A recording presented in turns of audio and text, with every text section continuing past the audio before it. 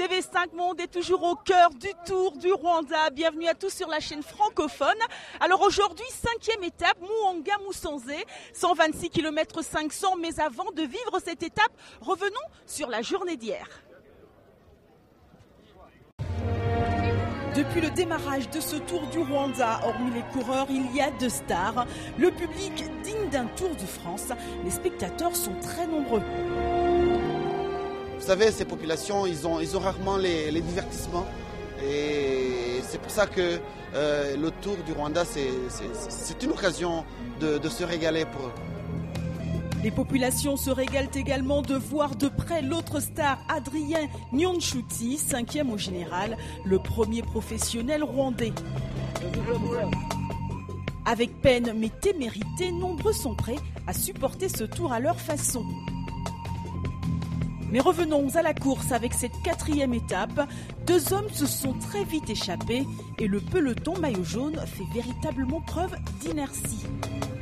Et lors de cette étape, David Maret, malgré ses efforts, va perdre son maillot à pois.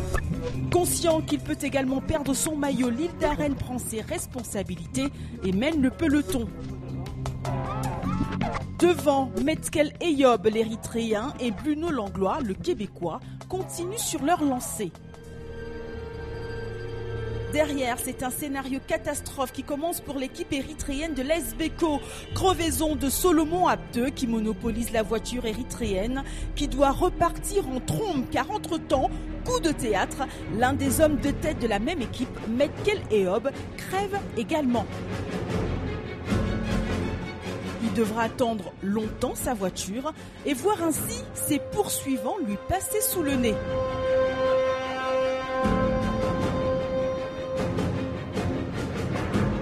La voiture érythréenne arrivera beaucoup trop tard, mais Metkel Eyob aura une compensation, il récupère le maillot à pois. Devant, Bruno Langlois est parti pour l'emporter. Le coureur de Québécois franchit la ligne d'arrivée en solitaire.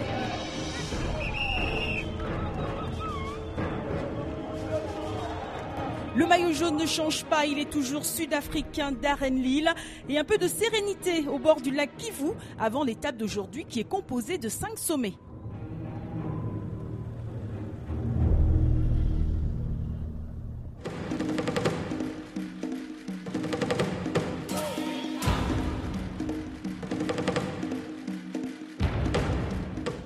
Ce matin, les coureurs de l'équipe érythréenne AS Beko avaient une revanche à prendre après les mésaventures de la veille.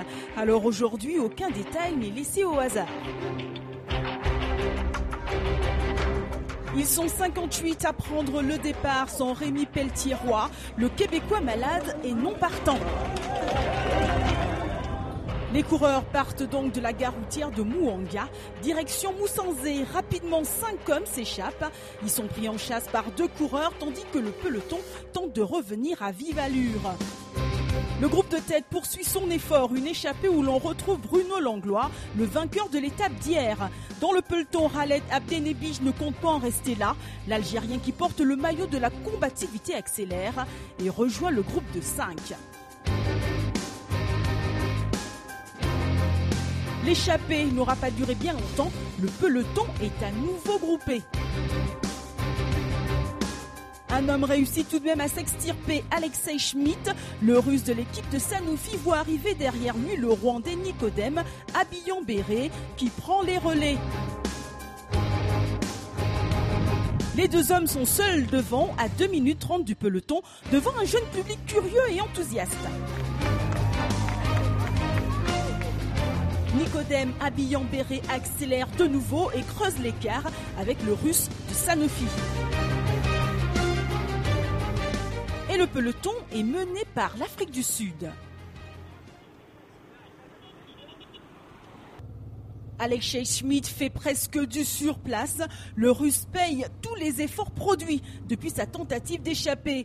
Il voit le groupe de poursuivants le déposer et le Rwandais Abiyambere est également repris. Dans la montée, le peloton est éclaté suite à la chute d'un coureur. Et 2 hommes en profitent pour s'échapper. Le malchanceux d'hier qui avait crevé Solomon Apté et le jeune érythréen Koudous Meraoui, 4e au général, à 16 secondes du leader. Le meilleur jeune, c'est qu'il a un gros coup à jouer. L'île d'Arène est loin derrière. Les 2 hommes continuent à accélérer. Et Salomon Apté attaque. La victoire va se jouer au sprint. Un sprint remporté par l'Érythréen Salomon Apté. Décidément, l'Érythrée confirme sa suprématie. Koudous Meraoui est 2e et prend le maillot jaune. Et le Sud-Africain Darren Lille est à 25 secondes du leader. C'est l'ustensile de cuisine national ici au Rwanda. Dans chaque foyer, vous en trouverez au moins un.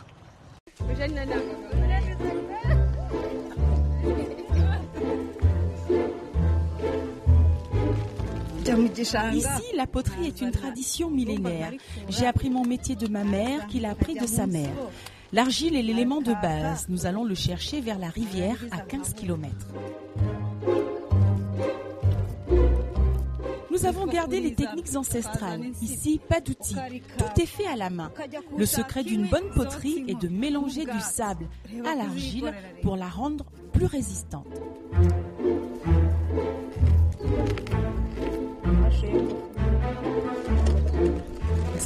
Il faut être patient, savoir respecter l'argile, ne pas la brusquer, mais l'accompagner jusqu'à sa forme définitive. Et au bout de 30 minutes, la poterie est prête.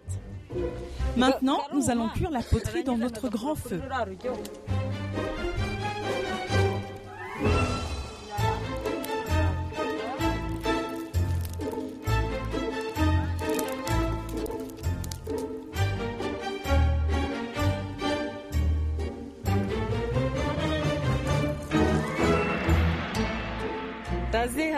Entre la récupération de l'argile, le modelage et la cuisson, l'activité est très compliquée et cela demande beaucoup de temps.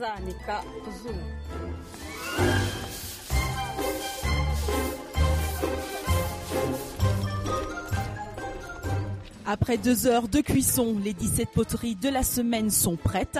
Avant de les vendre 1000 francs rwandais, soit un peu plus d'1 euro au marché, il faudra attendre encore 1 semaine, le temps de les laisser sécher définitivement au soleil. Toujours une foule nombreuse pour suivre ce tour du Rwanda. La suite des aventures de ce tour dès demain. Et toujours sur TV5 Monde, bien sûr. Salut. Bye bye.